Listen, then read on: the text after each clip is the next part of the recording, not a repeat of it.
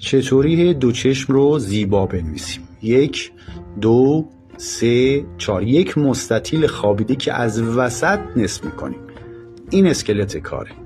حالا حرکت اول رو یک مقدار با شیب ملایم اجرا میکنیم به این صورت.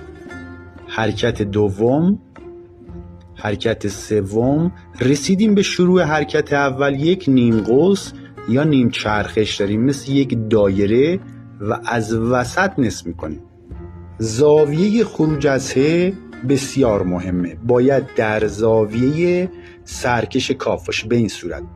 ه دو چشم رو معمولا در چشیده ها استفاده میکنیم، کلماتی مثل هنر، هر، ولی اشتباه نیست اگر در اتصالات معمولی هم استفاده بشه، فقط جایگاه فرق میکنه. مثلا اینجا در کلمه هو ه بالا اجرا میشه، اینجا در کلمه هدا ه پایین اجرا میشه. اشتباهات رایج: اگر تاج وسط باشه اشتباه است، اگر یکی از چشما کوچیک باشه اون یکی بزرگ اشتباهه.